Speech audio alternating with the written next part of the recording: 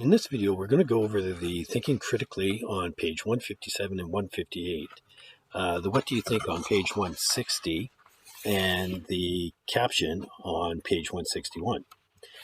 Page 157, thinking critically. What impact might greater federal responsibility representation have for Aboriginal peoples in Canada?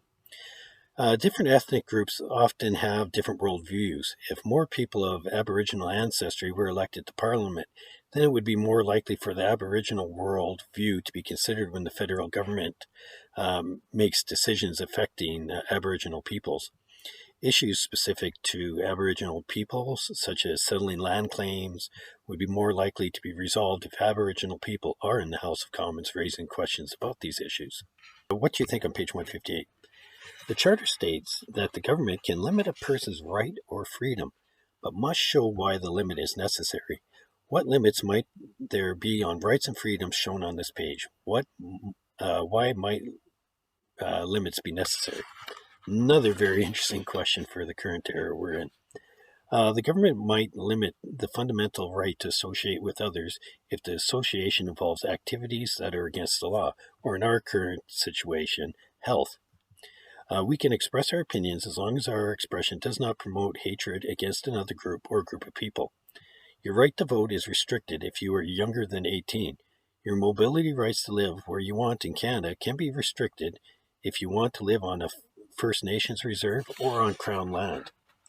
Your right to enter or leave Canada can be restricted if you are accused or convicted of breaking certain laws. Your equality right to work can be restricted based on your age. If you are underage, you cannot work in a place where alcohol is served or where gambling occurs. Your right to be educated in French might be limited if there are not a sufficient number of people in your community who want to be educated in French.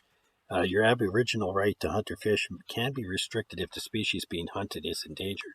Also, the right to trap in order to trade might be limited to your assigned trap line.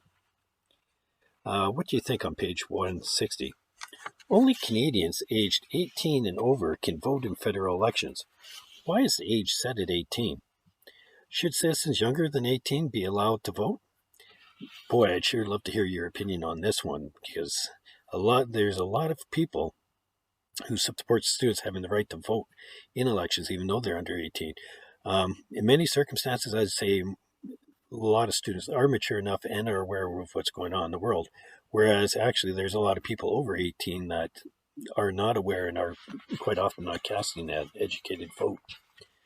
So legally, people become adults at age 18, but young people often feel excluded from the democratic process. People who argue against lowering the voting age to 16 say that most 16-year-olds lack the maturity to make difficult decisions about who to vote for and are easily swayed by extremist rhetoric. The other side of the argument says that if we can get 16-year-olds interested in the election process while they are still in school, they'll be more likely to vote when they are 18. In the 2008 federal election, only 37% of people aged 18 to 25 voted. Because of this, Elections Canada made getting more young people out to vote a priority in May 2011. Nearly every constituency hired young people during the election whose specific role was to persuade the 18 to 25-year-olds to participate and vote in the election. One of the interesting things they did that year also was, if you had ever seen the movie Napoleon Dynamite, the man who played the character Pedro was actually brought into Canada to encourage students to vote. Now, the caption on page 161. What service is government providing in each situation? Number one, the RCMP provides safety and law enforcement in rural areas throughout Canada where there is no provincial or municipal police force. 2, the second picture is of an air traffic control room where planes are guided to land and take off safely. The third picture is of a national park guide teaching young people about the environment.